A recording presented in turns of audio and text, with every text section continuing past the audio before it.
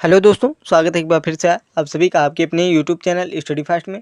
इस वीडियो में हम आपको महात्मा गांधी का विद्यापीठ एंट्रेंस एग्जाम सन 2021 के लिए सामान्य ज्ञान के बहुत ही महत्वपूर्ण प्रश्न बताएंगे, जो कि एग्जाम के लिए बहुत ही ज़्यादा इंपॉर्टेंट हैं।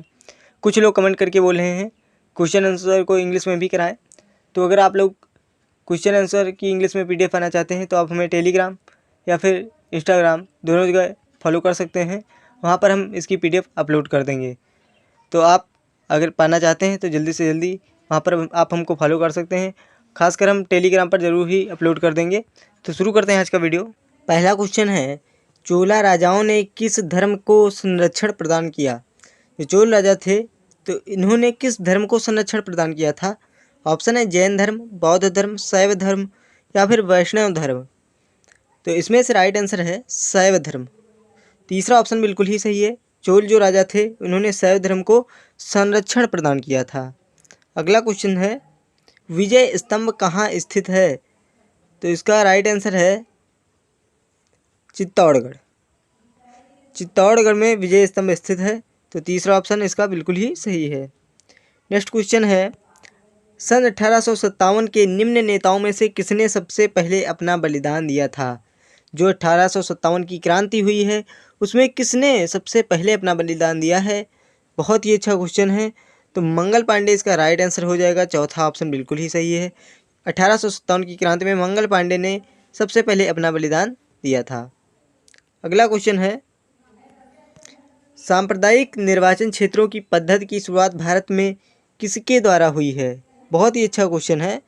सांप्रदायिक निर्वाचन क्षेत्रों की पद्धति की शुरुआत भारत में किसके द्वारा हुई है? तो ये हुई है 1909 के मिंटो मार्ले सुधार। ऑप्शन सेकंड इसका सही हो जाएगा। नेक्स्ट क्वेश्चन है, निम्नलिखित में से वह कौन सी शर्त है जो भारत के विकास के लिए आवश्यक नहीं है? कौन सी शर्त भारत के विकास के लिए आवश्यक नहीं है? तो ये है जनसंख्या वृद्धि। तीसरा ऑप्शन बिल्कुल ही सही है। अगला क्वेश्चन देख लेते हैं,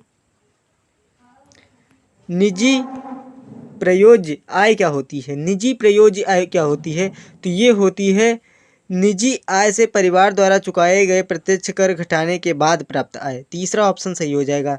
निजी प्रयोज्य आय होती है निजी आय से परिवार द्वारा चुकाए गए प्रत्यक्ष कर घटाने बाद प्राप्त आय। नेक्स्ट क्वेश्चन, निम्नलिखित में से कौन सी मद अल्पाधिकार की परिभाषा के अनुरूप है?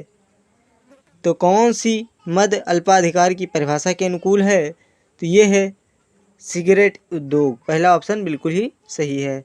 बाकी नाई की दुकान, गैसोलीन स्टेशन, गेहूं प्राप्त करने वाले किसान, ये सब नहीं है, लेकिन जो सिगरेट उद्योग है ये अल्पाधिकार की परिभाषा के अनुरूप है। नेक्स्ट क्वेश्चन है, पूर्ति अपनी मांग स्वयं निर्धारित कर लेती है, यह उक्त किसकी है? बहुत इंपॉर्टेंट क्वेश्चन है। पूर्ति अपनी मांग स्वयं निर्धारित कर लेती है, यह किसकी उक्त है? तो यह है JB से। तो सेकंड ऑप्शन है ये बिल्कुल ही इसका सही है। अगला क्वेश्चन है, अप्रत्यक्ष कर से क्या आशय है? अप्रत्यक्ष कर कौन सा होता है?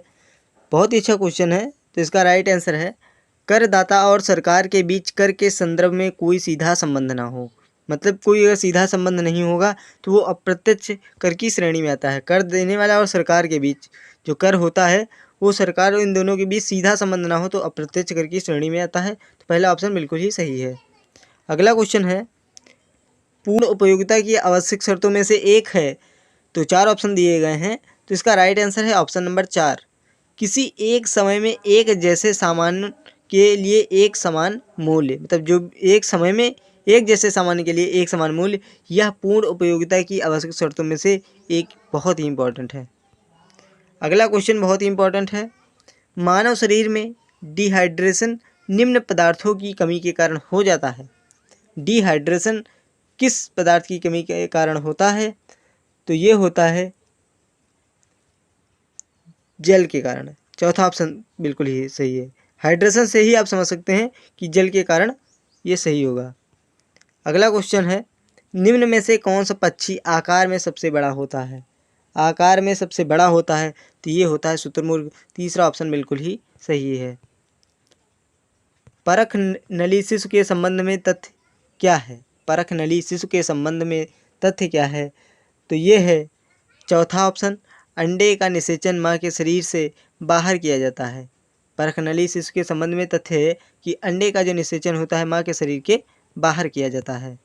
अगला क्वेश्चन है, किसी वृक्ष की आयु का निर्धारण निम्न में से किसके आधार पर किया जाता है? ये बहुत ही इंपॉर्टेंट क्वेश्चन। किसी वृक्ष की आयु का जो निर्धारण होता है किसके आधार पर किया जाता है? तो ये किया जाता है, ऑप्शन नंबर इसका तीसरा सही है, विकास वलय। विकास वलय के आधार पर इसका चयन किया जाता है। मानव गुर्दे का रोग किसके प्रदूषण से होता है? मानव गुर्दे का रोग किसके प्रदूषण से होता है? बहुत ही ज़्यादा इंपॉर्टेंट क्वेश्चन है ये। तो इसका राइट आंसर है कोबाल्ट। तीसरा ऑप्शन बिल्कुल ही सही है और बहुत ही इंपॉर्टेंट है, इसको नोट कर लें आप कहीं भी। किस पौधे के फलों को भूमि के नीचे पाया जाता है? किस पौधे के फलों को भूमि के नीचे पाया जाता है? ये भी एक अच्छा क्वेश्चन है। तो इसका राइट आंसर है मूंगफली। तीसरा ऑप्शन बिल्कुल ही सही है।